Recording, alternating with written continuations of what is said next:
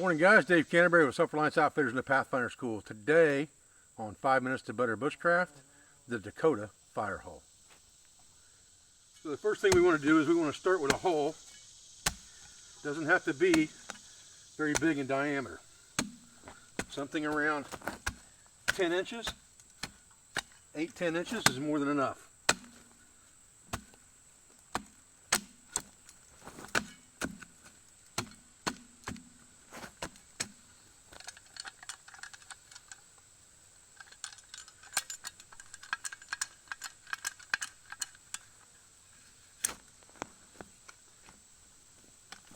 We want to dig that hole with nice straight sides all the way down, and we can just pull our dirt up around the outside of it, just like that. It needs to be, oh, I don't know, foot deep, foot and a half deep. Foot's probably enough. Okay, step 2 is another hole linear to that one. Basically just about a foot back, and it's really just a draft hole, so it doesn't have to be very big, and it's better if that hole is open at the back side like a keyhole fire would be. The important thing with this one is that it goes all the way through, but that you leave that shelf in there.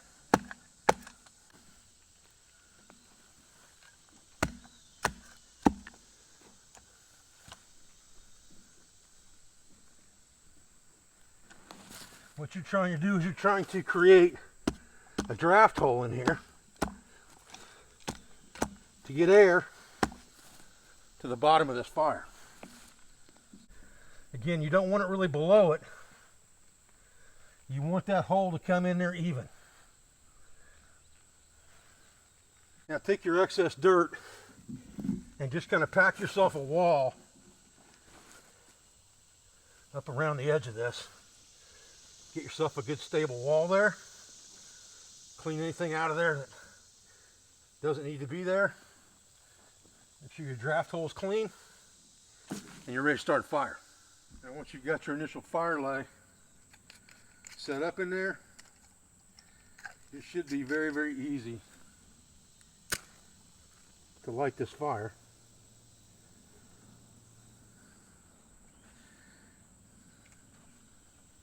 And it shouldn't take long for the draft to start pushing those flames straight up. And you really won't have to put any fuel above the level of that Dakota fire hole, and it's very, very fuel efficient. You can already hear the noise of the updraft underneath that fire pushing that heat up, making those flames rise.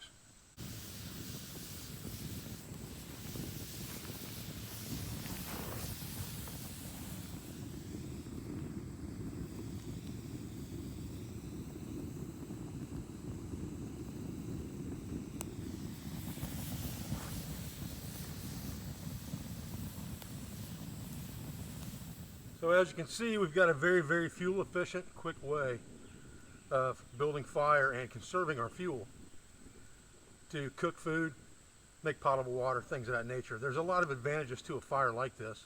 Number one, it leaves a smaller footprint. Number two, it is easier to clean up after the fact because all you do is bury everything. It's nothing on top of the ground. So it's less impact on the environment as far as that aspect of it goes. And the fact of the matter is, it's just a great way to build a very efficient fire if you're trying to just cook some food for a weekend or something like that, because there's lots and lots of ways to manipulate this. Put grates over the top of it and things like that, pot cranes to be able to cook your food in a very contained fire area, especially if you have an area of fire danger or something like that where you're worried about sparks catching other things on fire. Anyway, that's enough rambling for now. I appreciate you guys joining me for this quick tip on 5 Minutes to Better Bushcraft, the Dakota fire hole. I appreciate your views and your support. I appreciate everything you do for our family, for our school, for our business, for all of our sponsors, instructors, affiliates, and friends. And I'll be back with another video as soon as I can. Thanks, guys.